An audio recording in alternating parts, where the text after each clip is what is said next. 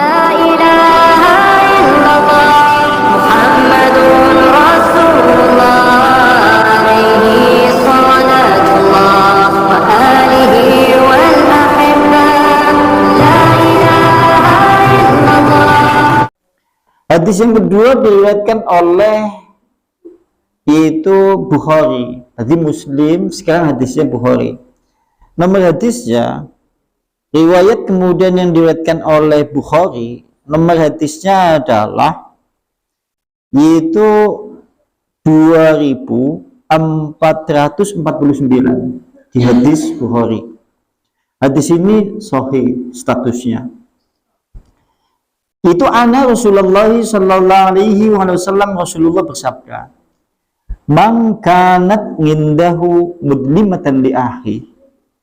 Barang siapa yang ada di sisinya, yaitu dalam keadaan dia memiliki kedoliman di akhihi kepada saudaranya. Barang siapa yang memiliki kedoliman kepada saudaranya, kalimatnya seperti itu. Kedoliman mau diomongnya ya. Min ngirdihi, mulai dari harga dirinya. Maksud bentuk kedolimannya adalah mulai dari harga diri. Sampai ngerti harga diri? Sampean duwe kakang ora pelit nang sampean diomong pelit, ki jenengane kedoliman, melecehkan harga dirinya. Iku gandeng sampean iri nang sampean diomong sing macem-macem. Pahamane lu kakangku ora genah iki. Padahal lu janjane udah masalah kakangnya sing ora genah. Tapi karena dheweke didorong oleh perasaan sesuatu di dalam hatinya yang dongkol, jengkel oleh satu hal, dia kadang-kadang merendahkan harga diri saudaranya. Iku dek cokan iku lah. Cokan iku. Wis ini bentuknya diantaranya merendahkan harga diri. Termasuk bentuk merendahkan harga diri adalah hibah. Sampai ngerti hibah? Ngerasani. Oh, kising paling angel. Ngerasani ya. Jenengan aja belum dilemboni, kambing nang juruse wong ngrasani. Juruse wong ngrasani kaya bener, ning tetep hukumnya yang ngrasani. Contohnya sampean kumpul wong pitu, siji mulai ngomong. Yuk, sampean ngerti apa ora? Si A, si B kayak gini. Oh apa-apa yuk orang ngrasani kok. Kita mau nyapa. Ya jujur itu. Padahal yang namanya kita tahu dalam hukum Islam, yang namanya menghibah, ngrasani itu adalah membicarakan keburukan orang lain sesuai dengan kenyataan. Iku jadi kan sebelum dilemboni kan bilang wong sing ngomong, oh apa yuk udah ngrasani wong ini anu nyata. Nyata boleh dengan menceritakan keburukan orang lain kalau diambil pelajarannya. Men wong ora pada melu. Contoh sampai ngomong menganake nang teh aja kaya kae enak wis ngombe bae, ora tau salat, ora tau ngaji, aja kaya kuwi nang kae deleng kae siki nyatane akhirnya digoleti nang polisi ora apa-apa ning kayak gue. Tujuannya apa? Cerita men dijut pelajarannya nang anake deh. Seperti itu kan berbeda antara kemudian kita mengambil pelajaran tapi kemudian hibah. Yang kok coba bahasa, wah apa kiai udah ngrasani kan jut pelajarannya, ya ceri gue. Itu beda ya kalau itu seperti itu. Itu jenengannya merendahkan harga diri. Dan berikutnya, au syai'in, atau kemudian dia memiliki kedoliman terhadap sesuatu. Atau memiliki kedoliman sesuatu, mengambil, merampas, menyakiti, menampar, memukul, atau bahkan kemudian kita berbuat kesewenang-wenangan kedoliman kepada sesama manusia atau saudaranya. Coba nampak yang naik nah hadisnya. Siapa saja yang memiliki kedoliman kepada saudaranya, entah itu bentuknya merendahkan harga dirinya, atau dia mengambil, merampas, merampok, mencuri, menipu, atau yang lain-lain sesuatu yang dimiliki oleh saudaranya, maka maka hendaklah dia meminta halalnya. Yaitu di hari dunia ini, sebelum pada hari tatkala di hari yang tidak ada uang dan tidak ada dirham. Maksudnya adalah hari kiamat. Nek nang dina kiamat kan orang ana sogokan. Aja ngasih ngenteni sampean itu menjadi permasalahan tatkala pada hari sudah tidak diterima yang namanya dinar ataupun dirham. Maksudnya adalah hari kiamat. Mulane siki dewek esi mumpung urip kon meminta halal dari perbuatan dolim yang selama ini kita lakukan. Yuk we. Jumblung sing ben sering dijoti nang dewek yuk. Lari cuma dijoti dek pada wis dikumpul-kumpul nang tanggane sampai oleh alasannya repek-repek jajal.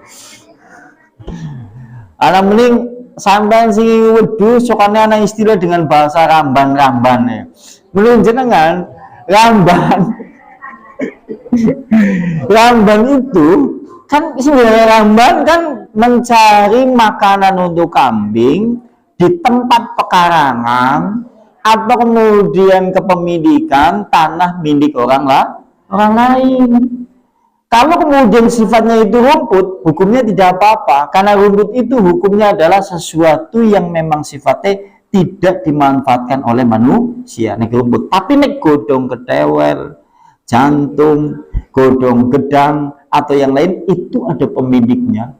Sampai ngedekna wedhus gedene seperti itu nek payu jenengan kok nyateti wong sing dirambani umain dibae engko wonge dibageni duit dari uang penghasilan itu. Nah, nek diperintah beda. Nek diperintah kan berarti diizinna. Ya, ono yuk kae yuk apa-apa yuk. Misal ono Kang apa-apa Kang kae Kang. Kan ning ana kae. Nggonku kan wit ketewel, wit telu, godhonge akeh batik. Ana dipungguri bae. Ning aja dientekna. Iku kan lucu-lucu kan itu kan ya. Ana sing bagian dulu itu akhirnya dewek dipeti. Dewek cokane ora kaya gue. Apa meneh nek lagi musim hujan. Wedhus wis dalam Iya, itu seperti itu ya. Ki kan ketone sepele ya. Artinya gini. Ini adalah sesuatu yang kadang-kadang dipandang oleh sepele oleh manusia. Padahal ini adalah sesuatu yang besar. Karena kita berbicara masalah hukum di dalam tatanan hukum Islam, tidak ada sesuatu yang sepele ataupun remeh. Karena apa? Sesuatu itu kelak akan menjadi besar pada pengadilan di yaumil akhirat. Ya sinelang saning mening wis diusirkan Telaga Kausar, giliran tatkala kiye dheweke tidak berhasil banyak kedoliman sama manusia, gak jadi tulung sapa jajal. Kalau mau minta tolong pada hari itu, minta tolong kepada siapa? Sampai hendak menghalalkan pada hari itu, menghalalkan dengan apa? Kecuali dengan menghalalkan kebaikan kita akan direbut semuanya oleh orang-orang yang kita dolimi tatkala hidup di dalam kehidupan dunia. Wah, oke ya. Aduh, mungkin ini ya. Ini benar yang bakal banget kok. Ayo, oke ya. Nah, cara pembayarannya, cara pembayaran kedoliman pada hari kiamat. Ingkana lahu amalun sholihun. Jika ada untuknya, yaitu amal soleh. Sampean berbuat dolim. Jika kita memiliki amal soleh, maka amal soleh itu diambilnya. Biqadarin madlamatihi. Sesuai dengan kedoliman yang ia lakukan dulu di dalam kehidupan dunia. Berarti kebaikannya dewek diambil ngone carane menyelesaikan diantaranya kemudian kebaikan kita diambil. Anda berbuat dolim hari ini belum selesai, Anda membawa kebaikan kedoliman yang banyak pada hari kiamat, tapi Anda memiliki kedoliman kepada manusia belum selesai. Kelak orang yang didolimi itu akan mengambil kebaikan Anda. Karena wisora nana ukuran nganggo duit ataupun dirham. Jika ada kebaikan, maka kebaikannya itu diambil. Bayangna, sampean pahala sholat akeh, pahala puasa banyak, pahala ngaji akeh udah dikumpul-kumpul tahun-tahunan. Ini kedolimannya juga banyak. Sehingga tatkala kemudian orang yang datang menuju Anda, itu yang didolimi oleh Anda, mengambil kebaikan yang pernah Anda lakukan dulu di dalam kehidupan dunia. Kepilih jajan. Nek ewon dene kebaikan sampean dikalkulasi misal jumlahnya 1000, kedoliman itu kemudian jumlahnya 1003, berarti munggari bisa entek kebaikannya sampean. Kan ya? Nah, terus wa illam yakun lahu hasanatun, dan jika dia orang yang berbuat dolim itu tidak memiliki kebaikan atau kebaikannya sudah habis. Jika ada orang hamba yang dimana dia tidak memiliki kebaikan atau dia memiliki kebaikan karena sudah habis diambil oleh orang yang didolimi itu, maka ukhidam min syai'atin, maka diambilkan dari keburukan orang yang didolimi itu, ditimpakan, diberikan kepada dia. Nek wong mau kebaikannya wis entek, maka cara mengembalikan kedolimannya adalah wong mau sing didolimi nang dewek diambil keburukannya, timpakan pada kita. Ketewel siji dadi masalah gede, ya kan? Nek 15 kowe ketewel siji, dung jantunge, dung peleme, belum yang lain-lain pula. Kalau kita berpikir seperti ini, seakan-akan kita bukanlah hamba yang selamat dari hal ini. Kalau tidak mendapat rahmat dari Allah, kepiye jajal dolime akeh, jarang njaluk ampun, dhewek kayemen. Dhewek kan generasi itu ya. Dhewek seakan-akan generasi kaum muslimin hari ini yang kayemen. Kayemen kalau sudah seakan-akan menunaikan kewajiban-kewajiban yang sudah kita tunaikan, misal sholat sudah, haji sudah, dia kadang-kadang merasa kayemen. Lah kata wis sholat, wis ngaji, surga wis sedek, seakan-akan ya gue. Padahal kalau berpikir jauh, justru orang yang mendirikan sholat, justru orang yang senantiasa mengaji, kudunya lebih prihatin memikirkan terhadap permasalahan ini. Tapi kudunya kan mikir mengganti yang teman ya. Oh ala iya doliman kuake, masya Allah nanti sih wong rampung kepriwe ki. Iya.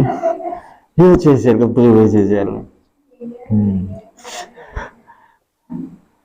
Kayemen dek ya. Kayemen ayem terus bayangannya seakan-akan kerbel busuk tanpa hisab. Kayemen ya. Itu hadis yang kedua.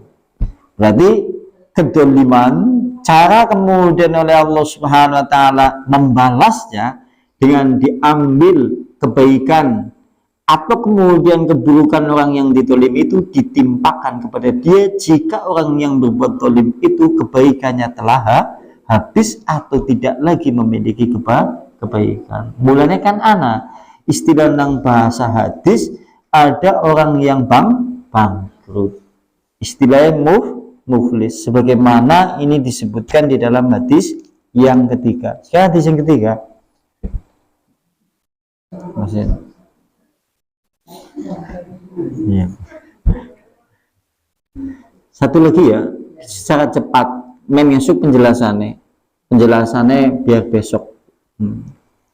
Yang hadis yang berikutnya adalah hadis yang diriwayatkan oleh Muslim, nomor hadisnya Muslim sama 2581 di hadis Muslim. Riwayatnya dari Abu Hurairah, Rasulullah sallallahu alaihi wasallam bersabda, berkata Rasulullah sallallahu alaihi wasallam, "Atadruna minal muflis?" Apakah kalian semuanya mengetahui, wahai sahabat-sahabatku, apa yang dimaksud dengan muflis?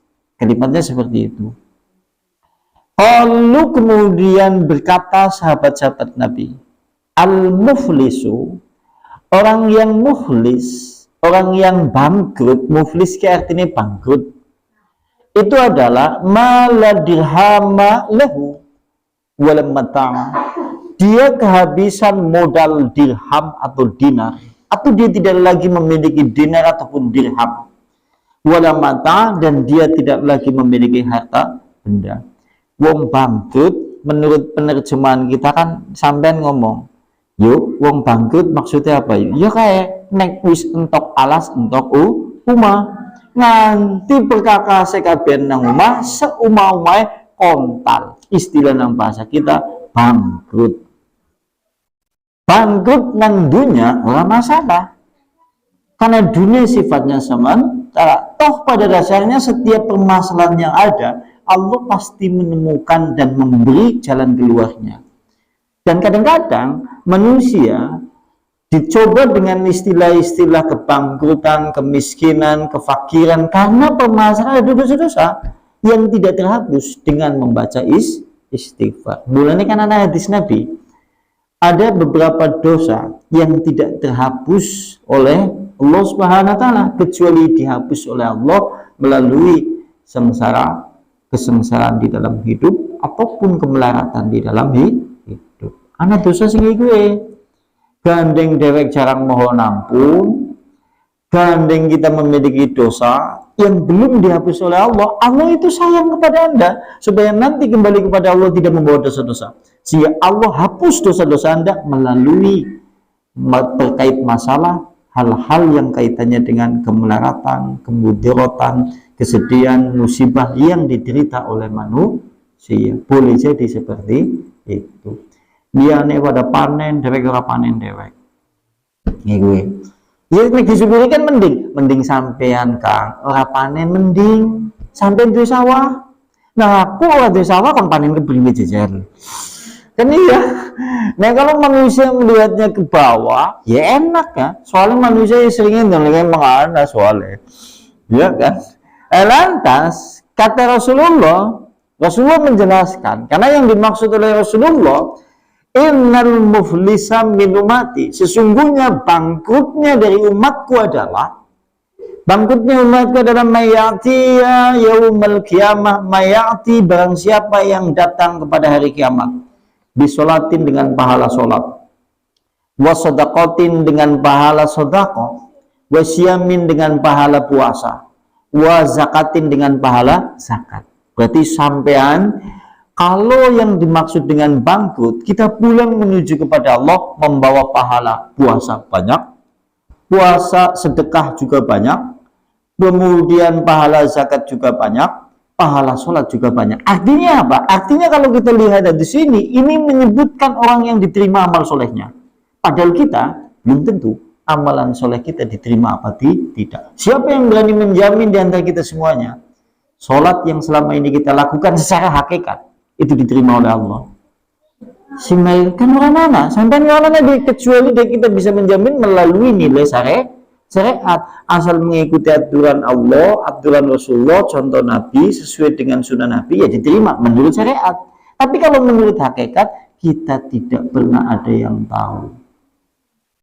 Sampean berarti ini kan menunjukkan wong mau sing datang menuju hari kiamat yang disebut dengan orang bangkrut berarti sholatnya diterima sehingga mendatangkan pahala, sedekahnya diterima sehingga mendatangkan pahala, zakatnya diterima sehingga mendatangkan pahala, puasanya diterima sehingga mendatangkan pahala. Padahal dalam mening puasa anak istilah nang bahasa hadis ake wong puasa mung ulih kencot kambingnya ulih. Kenapa bisa seperti itu? Karena jiwa raganya tidak ikut berpuasa. Dewek kadang-kadang seperti itu. Coba, ini kan berarti menunjukkan puasanya diterima oleh Allah. Setelah diterima oleh Allah sehingga mendatangkan pahala, wayati kot, akan tetapi sesungguhnya dia banyak berbuat kedoliman. Dia banyak perbuatan kedoliman, yaitu merampok, merampas, memukul, menyakiti, atau bahkan dia makan harta benda, atau bahkan dia menumpahkan darah kepada yang lainnya. Tapi DWK dosa liane akeh juga dosa kedoliman sesama manusia, menipu, merampas, mencuri, merampok, memukul, menumpahkan darah, atau mungkin yang lain-lain, semuanya banyak. Akhirnya kemudian orang-orang yang didolimi itu datang kepadanya. Wong sing didolimi teka mengdeweke. Lantas kemudian kedolimannya orang-orang yang didolimi itu mengambil kebaikannya. Sampai kebaikan puasanya, kebaikan pahala sedekahnya, pahala kemudian sedekah zakatnya, sholatnya, diambil semuanya. Sampai tidak tersisa. Karena kedolimannya banyak. Masih ada juga kedoliman yang ia lakukan sehingga orang yang didolimi masih datang kepada dia. Begitu kemudian kebaikannya habis, orang itu kemudian ditimpakan keburukan oleh orang yang dulu di dalam kehidupan dunia pernah didolimi, sehingga kemudian orang itu dimasukkan, dilemparkan dan dicampakkan menuju neraka.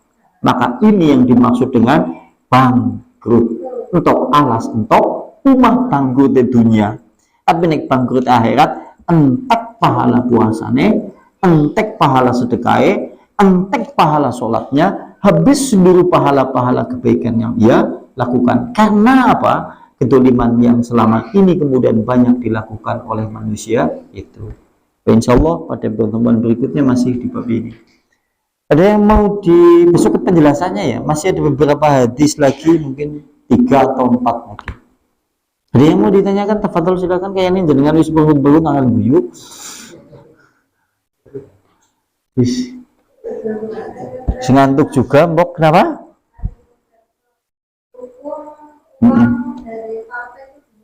Haram. Ya, kayak gini. Memang dalam konteks hadisnya itu tidak ada pengistilahan seakan-akan tidak mengisyaratkan haram, seakan-akan seperti itu. Karena hadisnya kan orang yang disuap dan yang menyuap di neraka. Kalimatnya seperti itu. Sehingga dulu pernah viral kalimat ini oleh seorang ustadz. Karena ustadznya ngomong suap menyuap itu tidak berdosa. Ya kayak ngomong itu ya. Ya kalau dipotong sampai di situ dok, ya akhirnya jadi sesuatu yang berbahaya. Karena dia ngomong seperti itu, karena maksudnya tidak berdosa di sini maksudnya langsung dijebloskan neraka. Ya gue maksudnya. Jadi suap menyuap maka itu termasuk bagian dari haram hukumnya. Duit caleg apakah haram? Haram. Duit presiden atau bantuan presiden itu juga haram.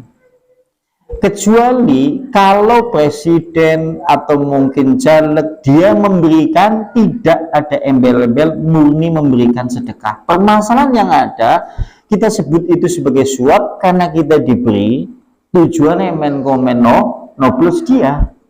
Jadi kan kalau usah gumul kami orang-orang yang akhirnya kemudian terpilih menjadi caleg-caleg di zaman kita hidup ini. Mereka hanya menjadi caleg seakan-akan orang yang berdasi menggunakan pakaian yang rapi, itu hasil dari suap. Kenapa kemudian seperti itu kemudian gambaran masyarakat kita? Karena masyarakat kita juga masyarakat yang rendah juga. Sing dipilih ya rendah, masyarakatnya juga kepenak direndahkan. Hanya karena kemudian 100.000 kadang-kadang manusia bisa berpaling. Jenengan sedikit dipikir, dipenggali. Dihitung nek sampean nampani duit caleg 1.000. 1.000 nggo masa jabatan caleg 5 tahun.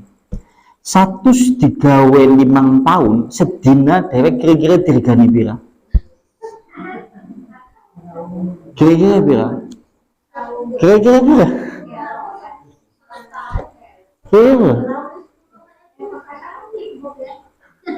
Kira-kira pira?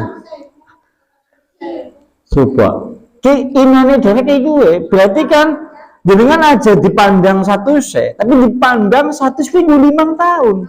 1.000 nek dibagi 5 tahun, kita ketemu di pira jajar? 1.000 ketemu nih pira nek 1.000 ketemu dibagi 5 tahun kira-kira. 1.000 bagi 5. Ketemu nih berarti paling-paling ronggelok. Iya kan ya? Jadi regane dewek ibu dirgani ronggelok. Siki Anda nek nyebar duit ronggelok payu ora? Itu dirgani ronggelok coba. Apa mending sing wae 50.000 dirgani pira jajal? Seketip. Si mulia regane wong kae nge-game online sejam 2.500. Iya kan ya? Jadi mulia seperti itu seakan-akan dibandingkan kita kalau menerima uang suap. Kenapa kemudian di dalam risalah Islam langsung dimasukkan ke dalam neraka? Karena memandang itu sehina-hinanya manusia yang menyuap ataupun yang disuap, dan dampaknya parah. Dampaknya adalah nanti orang yang menyuap itu hitung-hitungan kayak wong dagang. aku mau dadi caleg wis entok 300 juta. Itu 300 juta. Gandengnya untuk 300 juta, 500 juta, kepriwe carane duwite kowe balik. Mulane aja gumun nek lagi nyalek janjine manis, nek wis dadi pahit kayak kopi. Malah ini kan, jadi mbok ya aja dulu mbok kudune memang mana apa ya, masyarakat kita di zaman kita dulu ini terutama kaum muslimin kudune kita di wong sia kita adalah orang-orang yang biasa lah, yang hidup di tengah-tengah masyarakat yang notabene orang-orang biasa. Tapi jangan sampai kemudian kita mau diinjak-injak harga diri kita. Sampai jangan menganggap bahwasanya menerima uang bantuan sifatnya seperti itu dalam hal-hal yang kaitannya dengan masalah itu seakan-akan itu senang, bahagia. Jangan. Itu adalah kita sedang diinjak-injak harga dirinya. Ya pada baik, coba bayangkan baik coba. Sampai dia akak-akak dibeli beras. Kira-kira nih nang bantuan itu berasnya biasanya bilang kilo. 10 kilo. 10 kilo 3 5 tahun. Jadi 10 kilo 3 5 tahun. Kira-kira sedina kita ketemu nih pira? Segegem. Cicimit. Berarti regane sampean paling-paling beras segegem nek sampean apa nih? Kue apa mending minyak sekilo dibagi 5 tahun, yang tetes setengah tetes bulan mana? Kue aja gelem, kue. Kenapa? Ya kayak gini maksudnya. Jadi kan harus bisa membedakan mana riswah, mana menyuap, mana tidak suap. Nek ana bansos, bantuan sosial, sing diberikan oleh masyarakat miskin, itu bukan suap, karena itu adalah uang rakyat. Kan jenengan juga berasumsi gini, jenengan kalau melihat bansos, bantuan sing BLT saben bulan, itu jenengan jangan menganggap itu bantuan dari uang pribadi presiden, jangan. Itu duitnya sampean, sing dikumpulnya dari pajak yang kita bayarkan, dikembalikan kepada kita. Itu baik oleh mengembalikan sama kita sepadan kok. Jenengan jangan berasumsi, duitnya Jokowi. Syukur, jangan seperti itu. Jangan berasumsi itu duitnya presiden. Jangan berasumsi itu duitnya kemudian kepala-kepala atau pejabat-pejabat DPR. Bukan, itu duitnya sampean sing dibalik nama sampean. Nah, jenengan yang menerima seperti itu ya uli. Sing ora uli kan permasalahan disuap ataupun menyuap. Nek disuap menyuap kan musim contoh pas wingi nyalek presiden kayak nyalek pilihan lurah aneh gitu kan. Ki jenengane suap atau menyuap. Jadi jenengan benar nek ana bansos bantuan sing bendina kayak untuk beras ya ora apa-apa. Ora apa-apa. Kecuali nek sampean wong mampu, wong sugih terus mengatasnamakan miskin. Ki jenengane dolim. Sampean wong sugih berase birang-birang. Parine be ngasih sandeng-endeng sing urung diselip. Sawai om bau seperti itu. Jangan kok entuk tanpa bantuan sampean nampani, sampean dolim. Kenapa dolim? Karena menempatkan sesuatu bukan pada tempatnya. Sampean wong sugih ora pantes nampani seperti itu. Karena bantuan itu adalah untuk rakyat miskin. Sing lebih parah maning kae sing jenengane gas LPG. Sampeyan ngerti gas LPG sing 3 kilo wis ana tulisane mending. Kan ya, untuk rakyat miskin, nek sampeyan wong sugih nganggo itu dolim. Berarti sampeyan menempatkan posisi pada sebagai seorang miskin. Iku. Coba bayangkan saja, kalau ini kita kenapa kemudian disebut dolim? Nek ana wong sugih nampani seperti itu misal, berarti kan ada jatahnya orang miskin yang seharusnya menerima, tidak menerima. Sehingga sering terjadi demo orang balai desa dari kalangan wong miskin, mereka demo menuntut haknya. Menuntut haknya dia tidak menerima bantuan, padahal menurut sensus data penduduk, data pemerintahan desa, camat atau yang lain-lain, dia termasuk yang berhak menerima bantuan. Tapi gandeng data ini dimanipulasi oleh orang-orang tertentu, sing uli malah wong sugih. Wong sugih kok belum nampani dolim. Kenapa? Menghilangkan yaitu hak-haknya orang miskin. Gue. Waduh, bahaya nih ya. Nah, itu seperti itu. Jadi jangan dikira itu selesai, ngesuk diselesaikan. Ngesuk diselesaikan nang akhirat. Waduh, bahaya ya. Sing kepenak kayak iki orang sugih, orang miskin ning entuk bantuan luwes kepenak. Iya, mana? Jadi orang sugih ya orang, miskin ya orang, cukup lah. Cukup cara bahasa dia kan apa cukupnya seneng karpe sampean. Itu seperti itu. Sampai dong sugih miskin, sugih. Iya. Tapi miskin di sini ukurannya ukuran data ya, data pemerintah sesuai dengan kapasitas yang dinilai oleh yaitu pihak-pihak pemerintahan dinilai sebagai orang miskin. Nek menurut fikih ya nggak seperti itu. Kalau menurut fikih kan miskin itu ada ketentuan-ketentuannya sendiri. Nek dewek menurut fikih ya kategorinya wong sugih kabeh. Ya. Di antara gitu.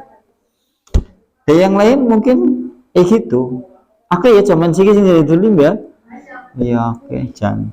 Apa pingin akeh sing nampani jaluk-jaluk apa? Oke apa ya?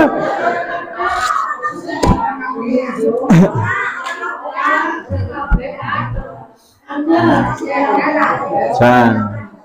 Ngesuk mending ya. Ngesuk mending. Kalau suatu saat dengan menerima uang seperti itu berarti dipastikan calon yang menyuap aja dipilih. Iya, berarti dia telah melegalkan suap. Kenapa?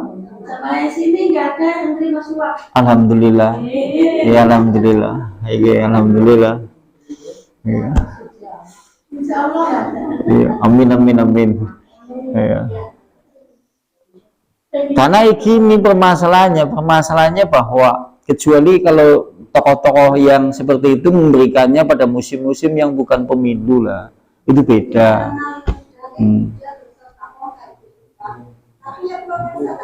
Nah, kalau tidak bersedekah, jenengan buktikan tatkala nyoblos orang nyoblos dheweke. Ya wis jenengan sedekah kan, gandeng sampean ki kudu sesuai dengan kriteria nyong sing gatek pilih, ki santek video nyong nyoblos e kudu sampean tidokna. Ki Mas, iki kan jenengan sedekah. Nyong nyoblos e. Nah, kira-kira nek dheweke kesu, berarti ki kudu sedekah. Oh ya apa nang jenengan ora milih aku nyong tujuane sedekah kok ngewehi. Sing saya ikut kan ya. Ya. So itu kalau saya katakan sedekah dalam praktek zaman pemilihan caleg-caleg seperti itu mengatasnamakan sedekah seperti wong nyolong jambu tapi ngone mangan jambu kambing ngucap bismillah. Sah abu hukume. Sah hukume mangan jambune. Halal ora jambune dadine? Tetap halal. Sing jenenge hukum date kalau sudah haram mau diapa-apakan tetap tidak haram. Tetap tidak halal. Tetap hukumnya menjadi hukum haram. Jadi gue pada bahasan anak wong nyolong ayam ngene nyembelih masyaallah nggak sunnah. Bismillah. Oh masyaallah. Ayamnya jadi haram apa jadi halal? Haram dagingnya sekalipun menyembelih. Nah, kalau tim sukses hanya untuk sekedar memberikan informasi kepada orang-orang, yo yang duwe jagoan seperti ini, kalau itu memang sesuai ternyata tidak apa-apa. Oh ya, lebih jauh maning, lebih kepada baik nexting nampani kepada baik kayak nyolong jambu siji, tim sukses sing begini kepada baik nyolong jambu sekarung. Dosanya lebih akeh. Iya akeh. Coba. Aduh, angele ya jadi wong Islam ya. Iya. Ya, tengah-tengah apa men umat Islam ke orang tergantung dengan hal seperti itu. Ya mudah-mudahan umat Islam diberi keberkahan di dalam hal yang berkaitan dengan masalah itu.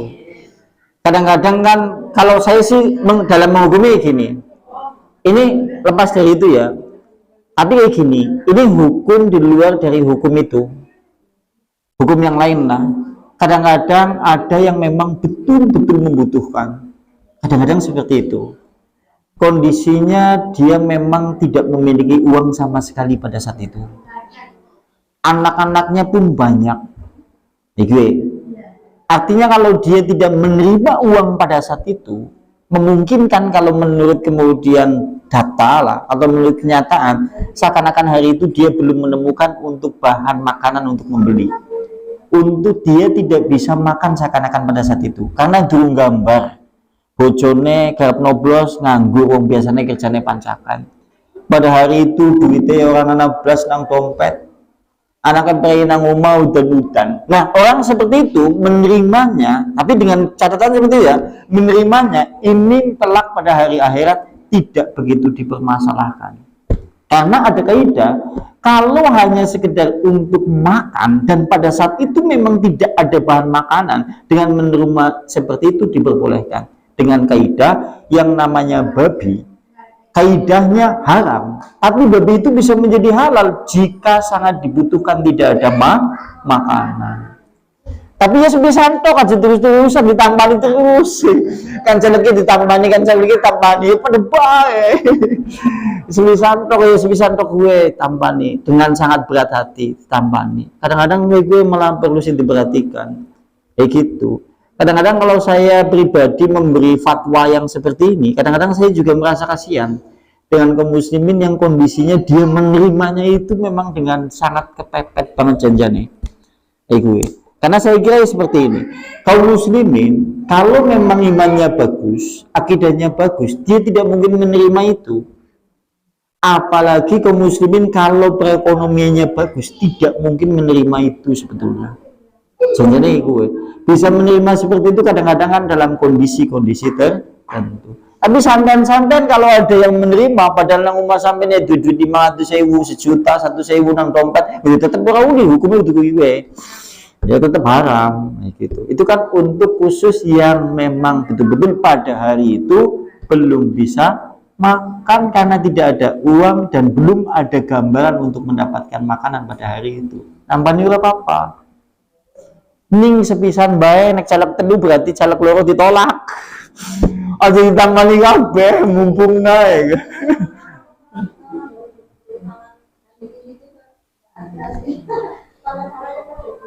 Iya, kadang-kadang kayak gini, ukuran miskin di zaman kita hidup hari ini kan kita bisa tahu lah.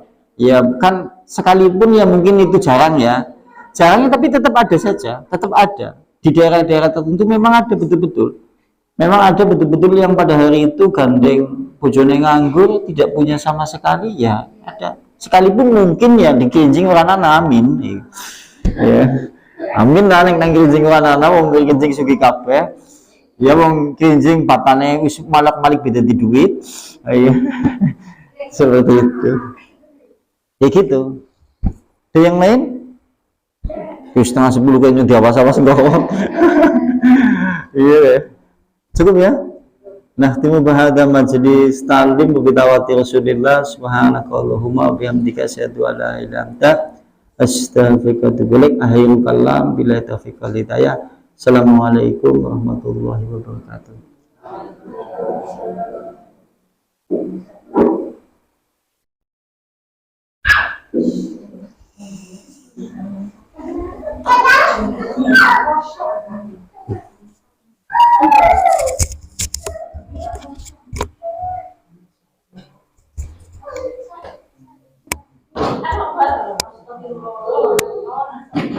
Ica, Salim ini. Oh, kamu belum ngantuk? Sampai gini belum ngantuk? Kamu punya kakak enggak? Punya berapa? Satu. Punya adik enggak? Enggak. Adiknya kelas, kakaknya kelas berapa? Hah? Ini satu SMP apa satu SMA apa? Gimana? SMP, SD. Belum SD.